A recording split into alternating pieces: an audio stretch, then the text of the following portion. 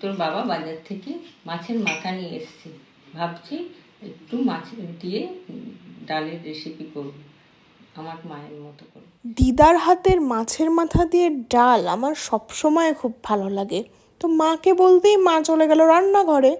প্রথমে কড়াইতে কিছু মুগ ডাল নিয়ে তাকে ভালো করে শুকনো খোলায় নাড়াচাড়া করে নিয়ে গরম জল দিয়ে সিদ্ধ বসিয়ে দিল। এরপর কড়াইতে পরিমাণ মতন সর্ষের তেল দিয়ে আগে থেকে নুন হলুদ মাখিয়ে রাখা মাছগুলোকে ভালো করে ভেজে নিল।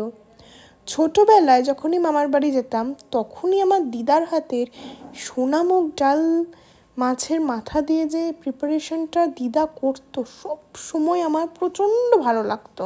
তো আজকে আবার সেই এর মাঝে বহুবার খেয়েছি, কিন্তু তাও দিদার হাতের স্বাদ তো আলাদাই হয় না সবার কাছে। এবার কড়াইতে সর্ষের তেল দিয়ে তেজপাতা গোটা গরম মশলা যেমন দারচিনি এলাচ শুকনো লঙ্কা ভালো করে ভেজে নিয়ে তার মধ্যে দিয়ে দিল হচ্ছে রসুন কুচি এলাচ, এগুলো দিয়ে ভালো করে ভেজে নেওয়ার পর এরপর মা আস্তে আস্তে দিয়ে দিল পেঁয়াজ কুচি করে রাখা টমেটো একসাথে দিয়ে ভালো করে নাড়াচাড়া করে নিল।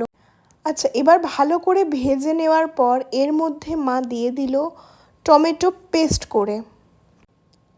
আচ্ছা, কে কোথা থেকে আমাদের ভিডিও দেখছো নিচে কমেন্ট করে জানাও তো। আর সঙ্গে এটাও জানাবে তোমাদের মা ঠাকুমা দিদার হাতের কোন রান্নাটা তোমাদের সব থেকে বেশি ভালো লাগে।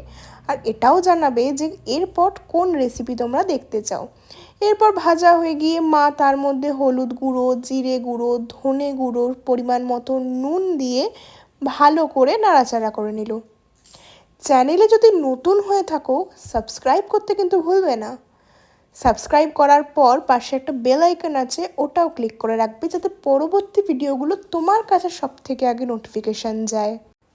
একটু নাড়াচাড়া করে নেওয়ার পর মা এর মধ্যে দিয়ে দিল আগে থেকে যে মাছগুলো নুন হলুদ দিয়ে ভেজে রেখেছিল না সেই মাছগুলো। আচ্ছা, কে কোন মাছ খেতে ভালোবাসো কমেন্ট করে বলো তো। আমি না জানো তো সব মাছ খাই না, এই জন্য মায়ের কাছে যে কত বকা খাই আমি। তোমরা কে কোন মাছ খেতে ভালোবাসো নিচে কমেন্টে বলো। এরপর আগে থেকে সিদ্ধ করে রাখা ডালটা দিয়ে দেবে। ব্যাস, আমাদের সোনা মুগ ডাল রেডি মাছের মাথা দিয়ে। এরপর অল্প চিনি আর ঘি ছড়িয়ে দিয়ে পরিবেশন করো গরম গরম ভাতের সাথে। আর সঙ্গে যদি একটু আলু ভাজা হয় তাহলে জমেই যায় ব্যাপারটা।